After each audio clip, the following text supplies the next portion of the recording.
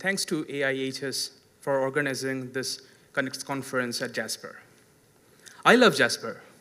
Every time I come here, I take a deep and fresh breath, and then I exhale and add some carbon dioxide to the fresh air of Jasper.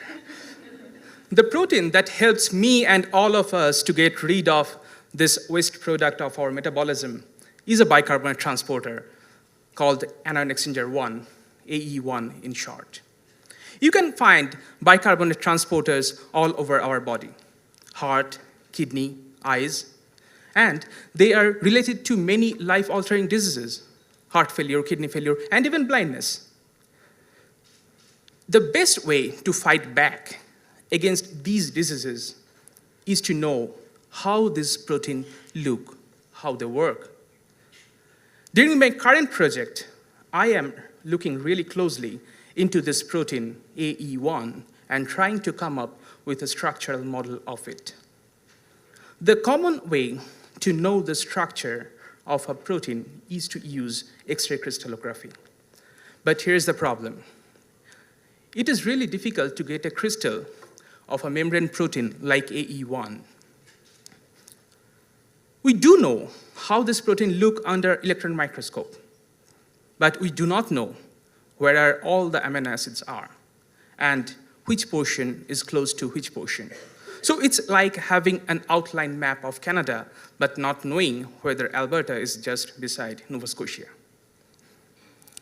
So when many labs, including ours, are trying to get an X-ray crystallographic structure of this protein, I am using another parallel specific approach called FRET, fluorescence resonance energy transfer. The idea of using FRET to get a structural model for a protein is really simple. We attach two fluorescent probes at two different points of the protein and then measure the energy transfer efficiency between these two probes. The nearer the probes are, the higher the efficiency is. When they're farther, the efficiency is low. So if we can measure the efficiency between these two probes, we can actually measure the physical distance between these two probes and these two spots of the protein where they're attached. We repeat these experiments several times with different spots in the protein molecule and then come up with a rough structure of the protein.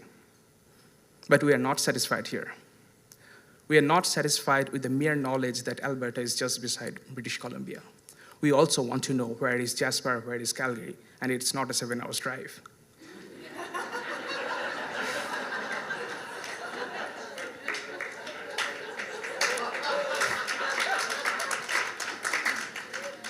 So we need a crystal structure. We need X-ray crystallographic structure of the protein, not of Alberta.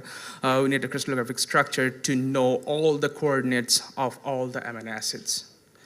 Our model is going to provide a blueprint for this X-ray crystallographic visualization when we get the X-ray crystal. Our model is already answering many important questions.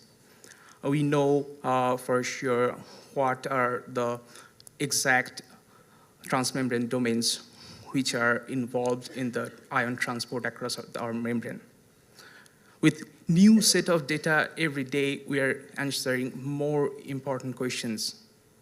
My dream is to get a generalized structure of all the bicarbonate transporter proteins and to know how they function, how they look, so that we can fight back against all the diseases which are related to bicarbonate transporters.